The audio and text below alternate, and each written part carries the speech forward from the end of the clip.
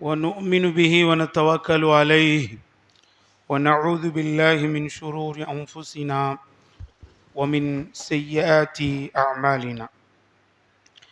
من يهده الله فلا مضل له ومن يضلله فلا هادي له. وأشهد أن لا إله إلا الله وحده لا شريك له وأشهد أن محمدا عبده ورسوله. أما بعد، فقد قال الله تعالى في كتابه العزيز: يا أيها الذين آمنوا اتقوا الله حق تقاته ولا تموتن إلا وأنتم مسلمون. ويا أيها الناس اتقوا ربكم الذي خلقكم من نفس واحدة وخلق منها زوجها وبث منهما رجالا كثيرا ونساء واتقوا الله الذي تساءلون به والأرحام إن الله كان عليكم رقيبا. وقال الله عز وجل في مكان آخر: يا أيها الذين آمنوا اتقوا الله وقولوا قولا سديدا يصلح لكم أعمالكم ويغفر لكم ذنوبكم ومن يطع الله ورسوله فقد فاز فوزا عظيما. وقال نبينا صلى الله عليه وسلم في حديثه الشريف: إن خير الحديث كتاب الله وخير الهدي هدي محمد صلى الله عليه وسلم وشر الأمور محدثاتها وكل محدثة بدعة وكل بدعة ضلالة وكل ضلالة في النار. சலாத்தும் சலாமும் உலகத்தின் ஒப்பற்ற தலைவரான, உலக மக்களுக்கெல்லாம் மாபெரும் அருளாக திகழ்கிற, நபிமார்களில் மிகவும் இறுதியாக வருகை புரிந்த நமது உயிருக்கு உயிரான, உயிருக்கு மேலான இறுதி தூதர் நபிகள் நாயகம் ஸல்லல்லாஹு அலைஹி வஸல்லம் அவர்கள் மீதும், அவர்களது குடும்பத்தார்கள் மீதும், அவர்களது உத்தம தோழர்கள் அனைவரின் மீதும் மற்றும் அல்லாஹுடைய இல்லத்தில் அவனால் கடமையாக்கப்பட்ட ஜும்ஆ தொழுகையை நிறைவேற்றுவதற்காக ஒன்று குழுமியிருக்கிற உங்கள் அனைவரின் மீதும் என்றென்றும் நின்று நிலவட்டுமாக. அஸ்ஸலாமு அலைக்கும் வரஹ்மத்துல்லாஹி வபரகாத்துஹு. கண்ணியத்திற்குரிய சகோதரர்களே, சகோதரிகளே, எல்லாம் அல்ல அல்லாஹுவின் நல்லடியார்களே, நம்முடைய வாழ்க்கையில் நாம் சந்திக்கின்ற இந்த ஜும்மா உரை என்பது இறைவனால் நமக்கு வழங்கப்பட்டிருக்கிற மாபெரும் அருட்கொடையாக இருக்கிறது. ஏன் இதை அருட்கொடை என்று நான் குறிப்பிடுகிறேன் என்றால், இந்த ஜும்மா உரையின் மூலமாக நமக்கு பல நன்மைகள் ஏற்படுவதை பார்க்கிறோம். இந்த ஜும்மா உரையின் மூலமாக நாம் நம்முடைய ஈமானை அதிகப்படுத்திக் கொள்கிறோம்.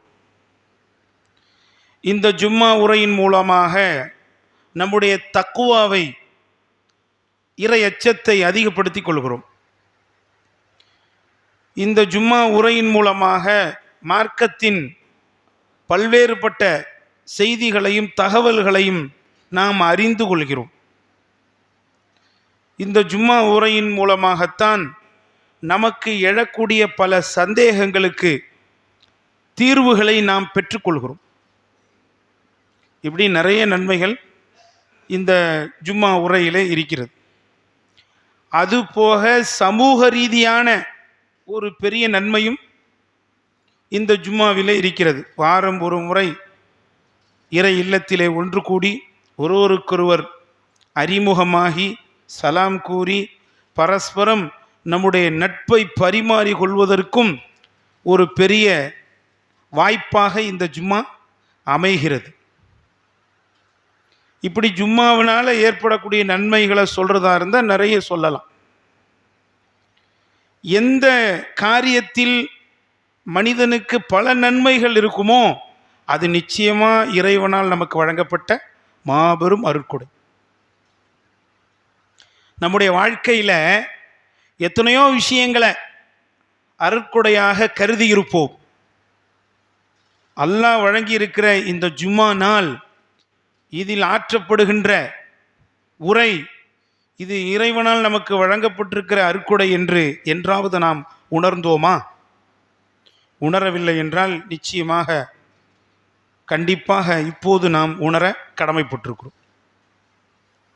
அப்போ அல்லாஹ்வுடைய மாபெரும் அருட்கொடையாக இருக்கிற இந்த ஜும்மா தினத்தில் ஆற்றப்படுகின்ற அந்த உரையை முறையாக, சரியாக, கவனமாக நாம் கேட்டு அதில் இருக்கக்கூடிய பாடங்களையும் படிப்பினைகளையும் எடுத்துக்கொள்வது, நமது வாழ்விலே அதை கடைபிடித்து நடப்பது நமது கடமையும் பொறுப்பாகவும் இருக்கிறது. அல்லாஹ்வுடைய இந்த அருட்கொடையை உதாசீனப்படுத்திடக்கூடாது, அதை முறையாக பயன்படுத்தணும். அந்த அடிப்படையில் இன்றைய ஜும்மா உரையில் பேரழிவுகள் தரும் படிப்பினை என்கிற தலைப்பின் கீழே ஒரு சில செய்திகளை உங்களுடைய சிந்தனையிலே நான் பதிவு செய்கிறேன். அன்பிற்குரியவர்களே, சமீபத்தில் கேரள மாநிலம் வயநாடு என்ற மாவட்டத்திலே 3 கிராமங்கள் மண்ணுக்குள் புதைந்து போய்விட்டது. கற்களாலும் மண்களாலும் அவர்கள் மூடப்பட்டிருக்கிறார்கள். நிறைய உயிர் சேதங்கள் ஏற்பட்டிருக்கிறது. நிறைய பொருளாதார சேதம் ஏற்பட்டிருக்கிறது. நிறைய நபர்கள் தங்களுடைய உடைமைகளை முழுமையாக இழந்திருக்கிறார்கள். இந்த பேரழிவுகளை பொறுத்தவரையிலே இது உலகத்திற்கு புதுசு கிடையாது. முதல்ல கேரளாவில் மட்டும்தான் இது போன்ற பேரழிவுகள் ஏற்படுதா என்று கேட்டால் இல்லை. இந்த பேரழிவுகள் எங்கே தொடங்குனுச்சுன்னா, நபி நூஹ் அலைஹி ஸலாத்து வஸ்ஸலாம் அவர்களுடைய காலத்திலிருந்தே தொடங்கிடுச்சு. அதுக்கு முன்னாடி பேரழிவுகள் என்பது இருந்ததாக எந்த தகவல்களும் இல்லை. ஆனால் நூஹ் அலைஹிஸ்ஸலாம் அவர்களுடைய காலத்திலிருந்து தான் இந்த பேரழிவுகள், இயற்கை சீற்றங்கள், பேரிடர்கள் நடக்கிறது. அப்ப இதன் மூலம் நாம் முக்கியமாக சில படிப்பினைகளை பெற வேண்டும். இந்த பேரிடர்களை அல்லாஹ் ஏன் நடத்துகிறான், அதற்குரிய காரணம் என்ன, இதை நாம தெரிஞ்சுக்கணும். பிறகு இந்த பேரிடர்களின் மூலமா நமக்கு இருக்கிற படிப்பினை என்ன, இதையும் நாம கண்டிப்பா தெரிஞ்சுக்கணும். அல்லாஹ் ஒரு அழிவுகளை தரும்போது, ஒரு இழப்புகளை ஏற்படுத்தும் போது, ஒரு இறை நம்பிக்கையாளன் கண்டிப்பாக அதிலிருந்து படிப்பினை பெற்றுக்கொள்வான். நபிகள் நாயகம் ஸல்லல்லாஹு அலைஹி வஸல்லம் அவர்கள் சொல்றாங்க, ஒரு மூமின் என்ன செய்வான், படிப்பினை பெற்றுக்கொள்வான். ஆனால் ஒரு முனாஃபிக், நயவஞ்சகன், தனக்கு ஏற்படக்கூடிய இழப்புகளால, சோதனைகளால படிப்பினை பெற்றுக்கொள்ள மாட்டான். இந்த மாதிரி முனாஃபிக் எதை போன்றவன் என்றால், கால்நடையை போன்றவன். கால்நடையை நாம் கட்டி வைக்கிறோம், பிறகு அவுத்து விடுகிறோம். அந்த கால்நடைக்கு தெரியுமா நாம் ஏன் கட்டப்பட்டோம், நாம் ஏன் அவிழ்த்து விடப்பட்டோம் என்று? தெரியாது. அதை மாதிரி தான் தனக்கு ஏன் சோதனை வந்துச்சு, தனக்கு ஏன் சோதனை வரல அப்படின்னு ஒரு முனாஃபிக் சிந்திக்க மாட்டான், அதிலிருந்து பாடம் பெற மாட்டான். ஆனால் ஒரு இறை நம்பிக்கையாளன் படிப்பினை பெறுவான் என்று நபிகள் நாயகம் ஸல்லல்லாஹு அலைஹி வஸல்லம் அவர்கள் கூறியிருக்கிற காரணத்தால், இது போன்ற இயற்கை சீற்றங்களால், பேரழிவுகளால், இது போன்ற சில சோதனைகளால் நாம் என்ன பாடத்தையும் படிப்பினையும் பெற வேண்டும், அப்படிங்கிறத அல்லாஹ் திருமறை திருக்குறான்ல நிறைய இடத்துல சொல்லி காட்டுறான். முதலாவதாக அன்பிற்குரியவர்களே, இந்த சோதனைகளை, பேரிடர்களை ஏன் அல்லாஹ் நடத்துகிறான், அதற்குரிய காரணம் என்ன, பின்னணி என்ன என்பதை பற்றி திருமறை திருக்குறானிலே சொல்லும்போது அல்லாஹ் சொல்லி காட்டுகின்றான். வமா நுர்சிலு பில் ஆயாத்தி இல்லா தஹ்வீஃபா. உலகத்திற்கு எந்த ஒரு சோதனைகளை, பேரிடர்களை, எந்த ஒரு சான்றுகளை, அத்தாட்சிகளை நாம் இறக்கி வைத்தாலும் இல்லா தஹ்வீஃபா, அதை கொண்டு உங்களை பயமுறுத்துவதற்காகவே நாம் இறக்குகிறோம் அப்படிங்கிறான் அல்லாஹ். அப்போ உலகத்தில் ஏற்படக்கூடிய அழிவின் மூலமா மனிதன் என்ன செய்யணும், அல்லாஹ்வை பயப்பட வேண்டும், அல்லாஹ்வை அஞ்ச வேண்டும் என்று அல்லாஹ் திருமறை திருக்குறானிலே சொல்லி காட்டுகின்றான். அன்பிற்குரியவர்களே, அந்த பேரிடர்களை அல்லாஹ் நடத்தும் போது ஏன் அவனை அஞ்ச வேண்டும் அப்படின்னு சொன்னா, உலகத்தில் யாருமே அச்சமற்று இருக்க முடியாதுங்க. நம்ம பகுதியில் மழை இல்லையே அப்படின்னு சொல்லி நமக்கு அதெல்லாம் ஏற்படவா போகுதுன்னு அச்சமற்று இருக்க முடியாது. அதே மாதிரி கடல் இல்லாதவங்க, நம்ம பக்கத்தில் கடல் இல்லையே அதனால கடல் பொங்கி சுனாமி போன்ற அலைகள் வருவதற்கு வாய்ப்பில்லை என்று அவர்கள் அச்சமற்று இருக்க முடியாது. இந்த ரெண்டும் இல்லாத இடத்துல இருக்கிறவங்களுக்கு எங்களுக்கு மழையும் இல்லை, கடலும் இல்லை, அதனால எங்களுக்கு எந்த பயமும் இல்லை அப்படின்னு அவர்கள் அச்சமற்று இருக்க முடியாது. அல்லாஹ்வை அஞ்சித்தான் ஆக வேண்டும். அல்லாஹ்வுடைய அந்த சோதனையை, இழப்பை, தண்டனையை அஞ்சித்தான் ஆக வேண்டும். அல்லாஹ் திருமறை திருக்குறான்ல அந்த அச்சத்தை நிறையவே நமக்கு கொடுக்குறான். அல்லாஹ் கேட்குறான் பாருங்க, அல்லாஹ்வுடைய தண்டனை என்பது நீங்கள் தூங்கிக் கொண்டிருக்கும் போது வராது என்று நினைக்கிறீர்களா? அல்லாஹ்வுடைய தண்டனை என்பது நீங்கள் மாலை நேரத்தில் விளையாடி கொண்டிருக்கும் போது வராது என்று நினைக்கிறீர்களா? அல்லாஹ்வுடைய தண்டனை என்பது நீங்கள் அலுவல்களில் ஈடுபட்டு கொண்டிருக்கும் போது வராது என்று நினைக்கிறீர்களா?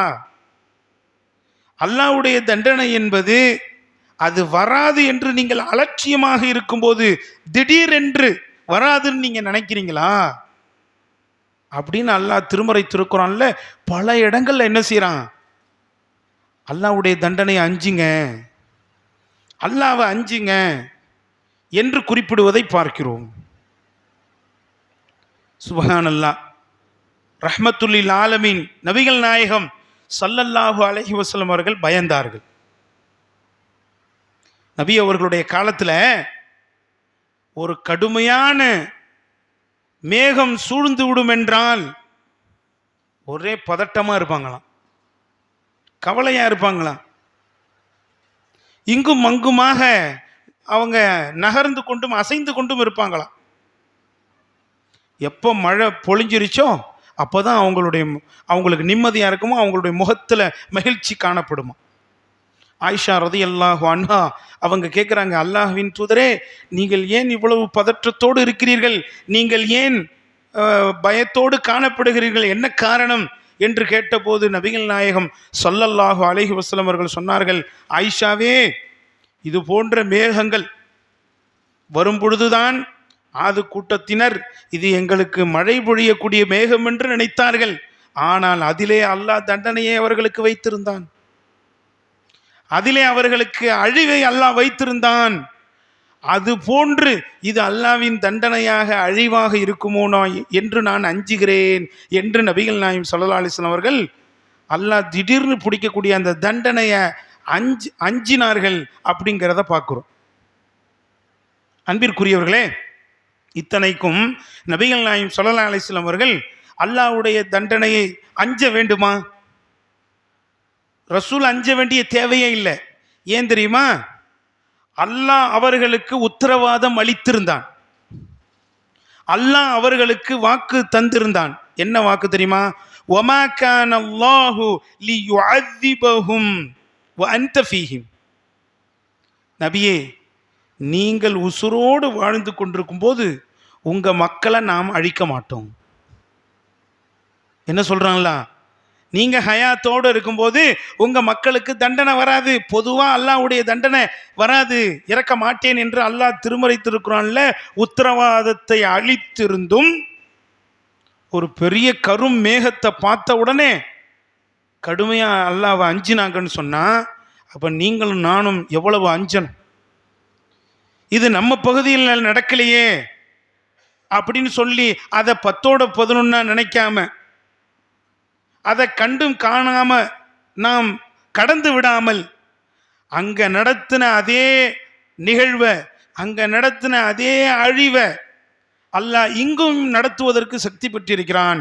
எனவே அந்த அல்லாஹ்வை நாம் அஞ்ச வேண்டும். அல்லாஹ்வுடைய தண்டனை என்பது கடுமையானது. திடீரென்று அவன் பிடித்தால் மனிதனால் தாங்க முடியாது என்று அல்லாஹ்வை நாம் அஞ்சுவதற்காகத்தான் என்ன செய்யறான்? இந்த பேரிடர்களை அல்லாஹ் ஏற்படுத்துவதாக திருமறை திருக்குறானிலே குறிப்பிடுவதை பார்க்கிறோம். அடுத்து இரண்டாவது, இந்த பேரிடர்களை அல்லாஹ் ஏன் ஏற்படுத்துகிறான் என்பதற்குரிய காரணத்தை அல்லாஹ் திருமறை திருக்குறானிலே சொல்லும்போது சொல்லி காட்டுகின்றான். எதுக்கு தெரியுமா? நாம் தவறிலிருந்து விடுபட்டு அல்லாஹ்வின் பக்கம் மீள வேண்டும். இதுக்கு தான் அல்லாஹ் இந்த மாதிரி பேரழிவுகளை அப்பப்ப நமக்கு சாம்பிளா காட்டிக்கிட்டே இருக்கிறான். அல்லாஹ் திருமறை திருக்குறான்ல இதை பத்தி சொல்றான் பாருங்க. وَلَنُذِيقَنَّهُمْ مِنَ الْعَذَابِ الْأَدْنَى دُونَ الْعَذَابِ الْأَكْبَرِ لَعَلَّهُمْ يَرْجِعُونَ. பெரிய வேதனைக்கு முன்பாக சிறிய வேதனையை கொண்டு உங்களை நாம் தண்டிப்போம். எதுக்கு? லஅல்லஹும் யர்ஜிஊன், நீங்கள் நம் பக்கம் திரும்பணும் என்பதற்காக. அன்பிற்குரியவர்களே, அல்லாஹ் இங்கே பெரிய வேதனை என்றும் சிறிய வேதனை என்றும் எதை குறிப்பிடுகிறான்? பெரிய வேதனைங்கிறது மறுமையில் அல்லாஹ் கொடுக்கிற வேதனை. சின்ன வேதனை என்பது அவ்வப்போது மனிதன் செய்யக்கூடிய தவறுகளுக்காக, அநியாயங்களுக்காக, அத்துமீறலுக்காக அல்லாஹ் இந்த உலகத்திலே முற்கூட்டி வழங்கக்கூடிய சில பேரிடர்கள், சில நோய்கள், சில சோதனைகள், சில இழப்புகள் என்பதாக இப்னு அப்பாஸ் ரதியல்லாஹு அன்ஹு அவர்கள் இந்த வசனத்திற்கு என்ன செய்றாங்க? விளக்கம் தருவதை பார்க்கிறோம். அந்த சின்ன வேதனைங்கிறது இதுதான். அப்ப அந்த சின்ன வேதனையின் மூலமா நாம என்ன செய்யணும்? அல்லாஹ்வின் பக்கம் திரும்பணும். அன்பிற்குரியவர்களே, இந்த உலகத்தில் பாருங்க, அல்லாஹ் ரப்புல் ஆலமீன் தன் பக்கம் மனிதன் வர வேண்டும் என்பதற்காக எப்பேற்பட்ட ஏற்பாடுகளை எல்லாம் செய்து வைத்திருக்கிறான். நிறைய ஏற்பாடுகளை அல்லாஹ் பண்ணி வச்சிருக்கிறான். அப்போ அல்லாஹ்வின் பக்கம் என்ன செய்யணும்? நாம திருந்தணும், நாம திரும்பணும் என்பதற்காகத்தான் இந்த பேரிடர்களை நடத்துவதாக அல்லாஹ் திருமறை திருக்குறானிலே குறிப்பிடுவதை பார்க்கிறோம்.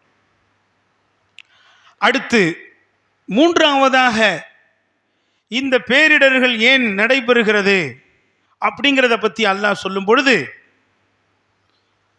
இன்னொரு இடத்திலே சொல்லி காட்டுகிறான். وَلِيَعْلَمَ اللَّهُ الَّذِينَ آمَنُوا وَيَتَّخِذَ مِنْكُمْ شُهَدَاءَ. உங்களில் சிலரை உயிர் தியாகிகளாக தேர்வு செய்து கொள்வதற்குத்தான்.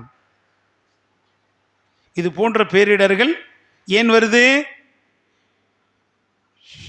அதாவது ஷஹீதாக்கப்பட்டவர்கள், அல்லாஹ்வுடைய பாதையிலே உயிர் தியாகம் செய்தவர்களுக்கு அந்த கவுண்டிங் நிறைய வேணுமா இல்லையா? அதுக்காக அல்லாஹ் சிலரை தேர்வு செய்வதற்காக இது போன்ற இயற்கை சீற்றங்களை, பேரிடர்களை நடத்துவான் என்பதாக அல்லாஹ் திருமறை திருக்குறானிலே சொல்லி காட்டுகின்றான். விரிவாக அல்லாஹ் சொல்றான். முஸ்லிம்களுக்கு ஆறுதல் சொல்லுகிற வகையில் அல்லாஹ் சொல்றான். இயம்சஸ்கும் கர்ஹுன் ஃபக்கது மஸ்ஸல் கௌம கர்ஹும் மிஸ்லுஹு. முஸ்லிம்களே, மோமின்களே, உங்களுக்கு ஒரு கெடுதி, உங்களுக்கு ஒரு இழப்பு ஏற்படுதுன்னா இதே மாதிரி இழப்பும் இறை நிராகரிப்பாளர்களுக்கும் வருது. அவங்களுக்கு வரலன்னு நீங்க நினைச்சுக்காதீங்க. தில்கல் ஐயாமு நுதாவிலுஹா பைனன் நாஸ். அதாவது சோதனைகளை இவ்வாறு தான் நாம் என்ன செய்கிறோம்? மாறி மாறி வரச் செய்கிறோம். உங்களுக்கு கொஞ்சம்னா அவங்களுக்கு கொஞ்சம், அவங்களுக்கு கொஞ்சம்னா உங்களுக்கு கொஞ்சம்.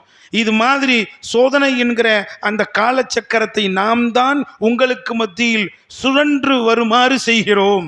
எதுக்காக? உங்களில் ஈமான் கொண்டவர்கள் யார், ஈமானிலே உறுதியானவர்கள் யார் என்பதை தெரிந்து கொள்வதற்காகவும், வயத்தஹித மின்கும் ஷுஹதா, உங்களில் சிலரை உயிர் தியாகிகளாக தேர்வு செய்து கொள்வதற்காகவும் இவ்வாறு நடத்துகிறோம் என்று அல்லாஹ் திருமறை திருக்குரானிலே குறிப்பிடுவதை பார்க்கிறோம். அன்பிற்குரியவர்களே, உயிர் தியாகிகள் இதனுடைய பட்டியலை நபி அவர்கள் ரொம்ப பெருசா நமக்கு அறிவிச்சாங்க. நபி அவர்களிடத்தில் அதாவது நபி அவர்கள் சஹாபாக்கள்கிட்ட கேட்குறாங்க, தோழர்களே, உயிர் தியாகிகள் என்றால் யார் என்று உங்களுக்கு தெரியுமா? சஹாபாக்கள்லாம் சொன்னாங்க, அல்லாஹ்வுடைய பாதையில் போய் யார் கொல்லப்பட்டாங்களோ அவங்க தான் உயிர் தியாகி. நபி அவர்கள் சொன்னாங்க, அப்படின்னா ஏன் உம்மத்தில் உயிர் தியாகிகள் ரொம்ப குறைஞ்சி போயிடுவாங்களே? உயிர் தியாகிகள் அதிகமாக இருக்க மாட்டாங்களே? அவங்க மட்டும் உயிர் தியாகி இல்லை, மாறாக இவர்களெல்லாம் உயிர் தியாகிகள் என்ற ஒரு பெரிய லிஸ்ட் அவுட்டை நமக்கு தர்றாங்க. அது யாரெல்லாம்? யார் இடிபாடுகளிலே சிக்கி இறந்து போகிறாங்களோ அவங்களும் உயிர் தியாகி தான். தண்ணீரில் மூழ்கி யார் இறந்து போகிறாங்களோ அவங்களும் உயிர் தியாகி தான். யார் நெருப்பிலே தீயிலே கருகி இறந்து போகிறாங்களோ அவங்களும் உயிர் தியாகி தான். யார் பெரும் பெரும் நோயிலே பாதிக்கப்பட்டு இறந்து போகிறாங்களோ அவங்களும் உயிர் தியாகி தான். யார் பிரசவத்தில் இறந்து போகிறாங்களோ அவங்களும் உயிர் தியாகி தான். யார் வயிற்று நோயால் இறந்து போகிறாங்களோ அவங்களும் உயிர் தியாகி தான் என்று நபிகள் நாயகம் ஸல்லல்லாஹு அலைஹி வஸல்லம் அவர்கள் கிட்டத்தட்ட ஒரு 10-17 விஷயங்களை சொன்னாங்க. இவங்க உயிர் தியாகி, இவங்க உயிர் தியாகின்னு சொல்லி 10-15 விஷயத்தை என்ன செய்கிறாங்க, ஹதீஸிலே நமக்கு சொல்லி காட்டுவதை பார்க்கிறோம். அப்படின்னா அப்போ அல்லாஹ் தவறே செய்யாத மக்களிடத்தில், நல்ல ஈமானோடு வாழ்ந்து கொண்டிருக்கிற மக்களிடத்தில், மார்க்கத்தை கடைபிடிக்கக்கூடிய மக்களிடத்தில் அல்லாஹ் ஒரு இழப்பையும் ஒரு சோதனையையும் ஒரு பேர் இடரையும் ஏற்படுத்துகிறான் என்றால் என்ன காரணம்? அவர்களை உயிர் தியாகிகளாக தேர்வு செய்வதற்கு அல்லாஹ் முடிவு செய்து விட்டான். அதுக்கு தான் அந்த பேரிடர்கள் வருது. இதற்காகவும் நாம் நடத்துவோம் என்று அல்லாஹ் திருமறை திருக்குரான்ல தெளிவாக அதை குறிப்பிடுவதை பார்க்கிறோம். அடுத்து என்ன? அல்லாஹ் இந்த சோதனைகளை, இந்த பேரிடர்களை எதற்காக நடத்துகிறான்? அல்லாஹ் சொல்லி காட்டுகிறான், உங்களில் பொறுமையாளர் யார்? அந்த சோதனைகளை பொறுத்து கொள்பவர் யார்? அந்த சோதனைகளில் பொறுமையை இழந்து விடுபவர் யார்? இதை அல்லாஹ் பரீட்சை செய்து தெரிந்து கொள்வதற்காக இந்த இயற்கை சீற்றங்களையும் பேரிடர்களையும் கொடுப்பதாக திருமறை திருக்குரானிலே சொல்லி காட்டுகிறான். வலனபுலுவன்னக்கும், நிச்சயமாக உங்களை நாம் சோதிக்கிறோம், சோதிப்போம். ஹத்தா நஅலமல் முஜாஹிதீன மின்கும் வஸ்ஸாபிரீன், உங்களில் யார் அந்த சோதனைகளை பொறுத்து கொண்டு அதிலே பொறுமையாக இருக்கிறார் என்பதை அறிவதற்காக என்று அல்லாஹ் திருமறை திருக்குரானிலே சொல்லி காட்டுகின்றான். அப்படின்னா அன்பிற்குரியவர்களே, அப்போ சோதனையின் போது நாம் பொறுமை இழந்து விடக்கூடாது. இப்ராஹிம் அலைஹி ஸலாத்து வஸ்ஸலாம் அவர்களுக்கு அல்லாஹ் கொடுத்த சோதனையில் எப்படி அவர்கள் வெற்றி பெற்றார்களோ அல்லாஹ் சொல்றானா இல்லையா? வயிதிபு தலா இப்ராஹிம் ரப்புஹு பி கலிமாத்தின், இப்ராஹிம் என்ற மனிதரை அல்லாஹ் பல கட்டளைகளை கொண்டு சோதித்தான். ஃபஅத்தம்மஹுன்ன, ஆனால் எல்லா சோதனையிலும் அவர் வெற்றி பெற்றார். சோதனையில் வெற்றி பெறுகிற விஷயத்தில் நபி இப்ராஹிம் அலைஹிஸ்ஸலாம் அவர்களுக்கு 100க்கு 100 மார்க்கு. இது நீங்களோ நானோ போட்ட மார்க் இல்லை. யார் போட்ட மார்க்கு? அல்லாஹ் ரப்புல் ஆலமீன். ஃபஅத்தம்மஹுன்ன, எல்லாத்தையும் முழுமைப்படுத்தினார் அப்படின்னு அல்லாஹ் சொல்றான். அல்லாஹ் சோதனையை கொடுத்தா, இழப்புகளை கொடுத்தா, அதுல பொறுமையா இருக்கிறதுக்கு உங்களுக்கும் எனக்கும் என்ன மார்க் போட முடியும்? கொஞ்சம் யோசிச்சு பாருங்க. நமக்கெல்லாம் பெரிய மார்க் போட முடியுமா? அப்படியே மார்க் போட்டாலும் ஜஸ்ட் பாஸ், ஒரு 40 மார்க் போட்டுக்கலான்னு வைங்க. அதை விடலாம் தாண்டி நமக்கு மார்க் நாம் போட்டுக்கிட்டோம், பேனாவுக்கு வாயிருந்தால் நம்மளை காரி துப்பும். நீலாம் இவ்வளவு மார்க் போட்டுக்கிறிய சோதனையில் வெற்றி பெறுவதற்கு அப்படின்னு சொல்லி. அப்போ சோதனையில் நம்மிலே பெரும்பாலோர் என்ன செஞ்சிடறோம்? பொறுமை இழந்துடுறோம்.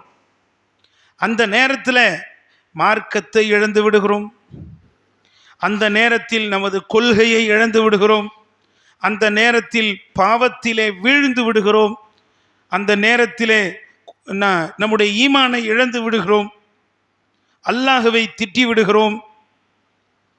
இழப்புகள் எதன் மூலமாக ஏற்படுகிறதோ அதுதான் முழு காரணம் என்று அவைகளை என்ன செய்கிறோம்? நம்ம சாடி திட்டி பேசுகிறோம். இதெல்லாம் என்னது? சோதனையில் பொறுமை இழக்கிறது தான். நடக்குதா இல்லையா? அப்போ சோதனையில் தாங்கி கொள்றதுக்கு தான் எல்லாம் இதை கொடுக்குறான். அந்த சோதனையில் பொறுமையாக இருக்கணும் என்பதற்காக. அன்பிற்குரியவர்களே, சோதனையில் ரொம்ப பெருசு எது? உயிர் சேதம். ஒரு சில இழப்புகள் கூட நம்மளால் சரி கட்ட முடியும், ஒரு சில இழப்புகளை நம்மளால் தாங்கிக்க முடியும். ஆனால் உயிர் சேதம் என்பது மனுஷனால் தாங்க முடியாத ஒரு பெரிய சேதம்.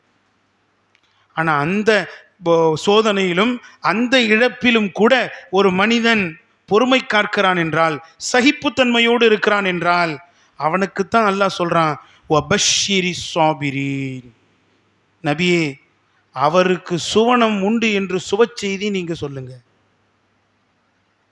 சோதனையில் பொறுமையா இருக்கிறவங்களுக்கு சுவனம் உண்டு என்ற சுப செய்தியை சொல்லுங்க என்று நபியின் மூலம் அல்லாஹ் ரப்புல் ஆலமீன் நமக்கு அறிவித்து தருகிறான். சோதனையில் பொறுமையா இருக்கணும், அது ரொம்ப முக்கியம். அதை தெரிந்து கொள்வதற்குத்தான் அல்லாஹ் இது போன்ற பேரழிவுகளை, பேரிடர்களை ஏற்படுத்துவதாக திருமறை திருக்குறானிலே சொல்லி காட்டுவதை பார்க்கிறோம்.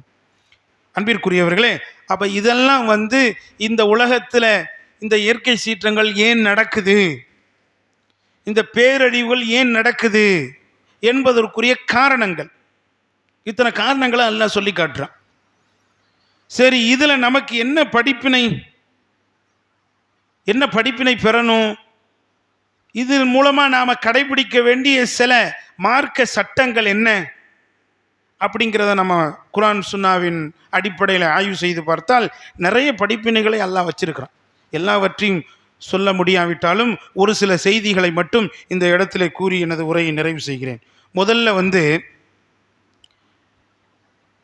மனிதனுடைய அறிவு அல்லாஹ்வுடைய ஆற்றலுக்கு முன்னால் நிச்சயமாக தோற்று போய் நிற்கும். அப்படிங்கிறத மனிதன் என்ன செய்யணும்? ஏற்றுக்கொள்ள வேண்டும்.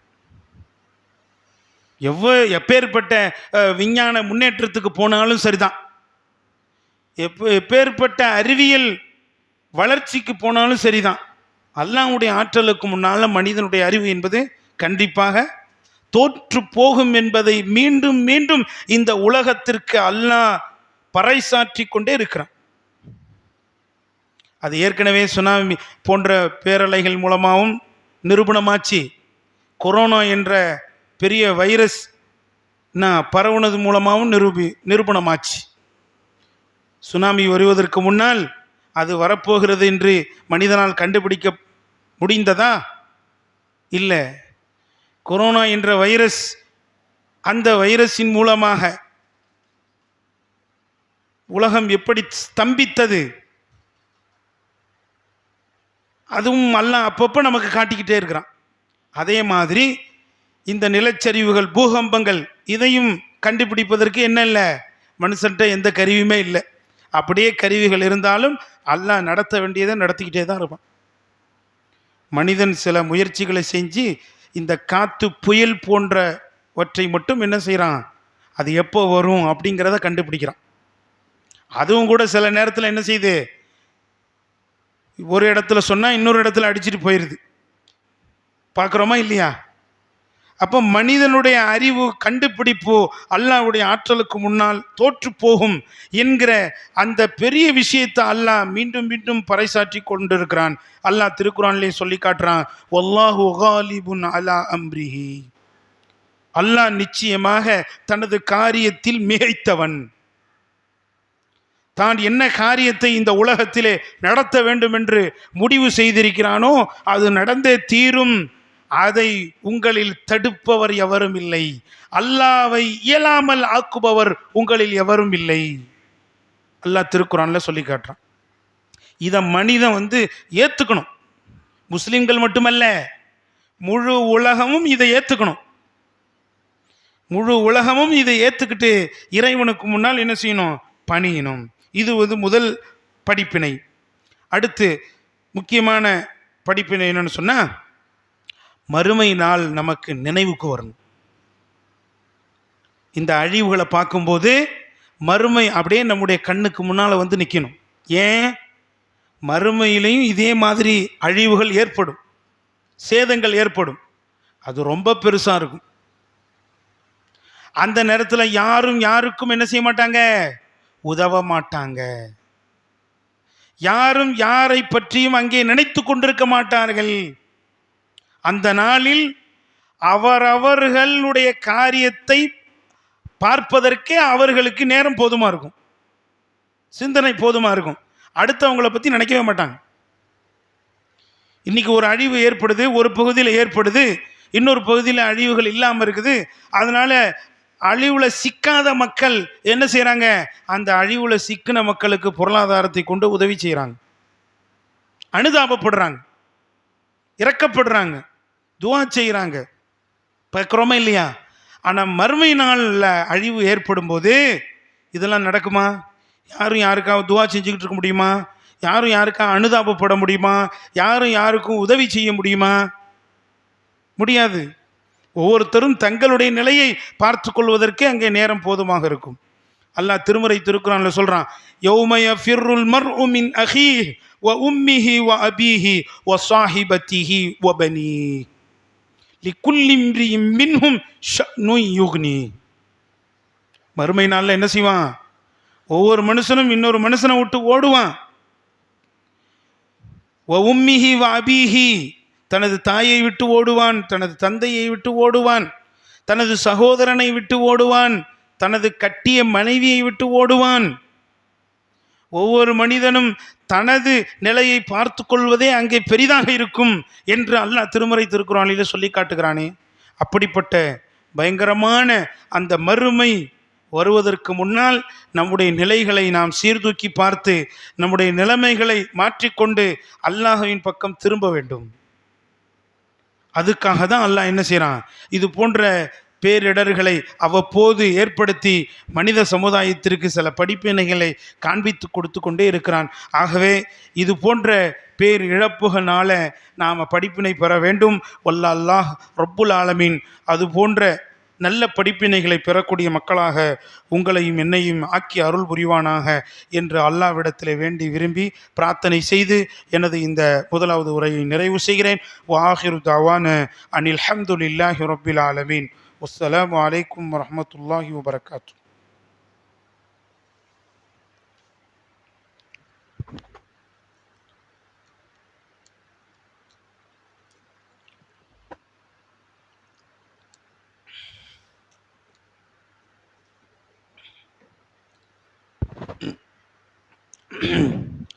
நஹ்மதுஹு வ நுஸல்லி அலா ரசூலிஹில் கரீம்.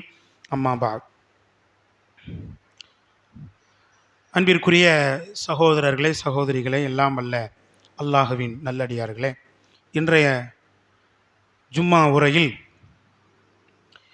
பேரிடர்கள் எதற்காக ஏற்படுத்தப்படுகிறது என்பதையும் அதிலே அல்லாஹ் மனித சமுதாயத்திற்கு வைத்திருக்கிற படிப்பினைகள் என்ன என்பதையும் தெரிந்து கொண்டோம். அன்பிற்குரியவர்களே, இன்ஷா அல்லாஹ் வரக்கூடிய ஆகஸ்ட் 25 திருச்சியிலே வைத்து இளைஞர்களுக்காக மட்டும் ஒரு சிறப்பான மாநாடு ஏற்பாடு செய்யப்பட்டிருக்கிறது. உண்மையில் சமூகத்தில் இளைஞர்களுக்கான பெரிய விழிப்புணர்வு ஏற்படுத்த வேண்டியிருக்கிறது. சமுதாயத்தில் வாழக்கூடிய இளைஞர்கள், முஸ்லிம் மக்களும் இதில் விதிவிலக்கு இல்லை என்று சொல்கிற அளவுக்கு முஸ்லிம் இளைஞர்களும் இலக்கு மாறி பயணிக்கிற ஒரு சூழ்நிலையை நாம் பார்க்கிறோம். அவர்கள் அதிகமான பாவங்களிலே மூழ்கி இருப்பதை நாம் பார்க்கிறோம். லட்சியங்களை மறந்து வாழ்வதை பார்க்கிறோம். மார்க்கத்தை கடைபிடிக்காமல் வாழ்வதை பார்க்கிறோம். அல்லாஹ்வுடைய மார்க்கத்திற்கு எந்த உதவிகளையும் எந்த ஒத்தாசைகளையும் செய்யாமல் இருப்பதை நாம் பார்க்கிறோம். அப்போ இதெல்லாம் கருத்தில் கொண்டு இளைஞர்களுக்கு ஒரு பெரிய விழிப்புணர்வு ஏற்படுத்தும் வகையிலே இளைஞர்களுக்காக மட்டும் அந்த மாநாடு ஏற்பாடு செய்யப்பட்டிருக்கிறது. ஆகவே அந்த மாநாட்டில் நீங்கள் பெரும் திரளாக கலந்து கொண்டு பயனடைய வேண்டுமாய் கேட்டுக்கொள்கிறோம். மேலும் அந்த மாநாட்டிற்காக பெரும் பொருளாதார உதவி தேவைப்படுகிறது. ஆகவே அதற்காக உங்களுடைய பொருளாதாரத்தை வாரி வழங்கி உதவி செய்யுமாறு அன்புடன் கேட்டுக்கொள்கிறோம். அன்பிற்குரியவர்களே, இது நாம் அல்லாஹ்வுக்கு செய்யக்கூடிய பெரிய உதவி. அல்லாஹ்வுடைய மார்க்கம் இந்த பூமியிலே எடுத்து சொல்லப்படுவதற்கு, அல்லாஹ்வுடைய மார்க்கம் பலரால் பின்பற்றப்படுவதற்கு பொருளாதாரத்தை கொண்டு நாம் உதவி செய்வது அல்லாஹ்வுக்கு செய்யக்கூடிய மாபெரும் உதவியாக இருக்கிறது. அல்லாஹ் திருமறை திருக்குர்ஆனிலே சொல்லி காட்டுகின்றான், யா அய்யுஹல்லதீன ஆமனு இன் தன்சுருல்லாஹ யன்சுருக்கும். மூமின்களே, நீங்கள் அல்லாஹ்வுக்கு உதவினால் அல்லாஹ் உங்களுக்கு உதவுவான். அல்லாஹ்வுக்கு நாம் எப்படி உதவி செய்ய முடியும்? அவனது மார்க்கம் மேலோங்குவதற்காக நாம் பொருளாதாரத்தை கொண்டு உதவுவது அல்லாஹ்வுக்கு செய்கிற உதவி. அல்லாஹ் இந்த உதவியை நம்மிடம் கேட்கிறான். அன்பிற்குரியவர்களே, யோசித்து பாருங்கள். நம்மிடத்திலே நம்முடைய பக்கத்து வீட்டுக்காரன், எழுத்த வீட்டுக்காரன், நம்முடைய தெருவை சேர்ந்தவன் ஏதாவது ஒரு உதவியை நம்மிடத்தில் கேட்கிறான் என்றால் நாம் செய்ய மறுப்போமா? உடனே செய்வோம். ஏன்னா உதவி செய்ய முடியாதுன்னு சொல்லிட்டு அவன் முகத்தில் எப்படி முழிக்கிறது, அவன் முகத்தை காட்டிடுவான்னு பயப்படுறோம். அதனால செய்கிறோம்.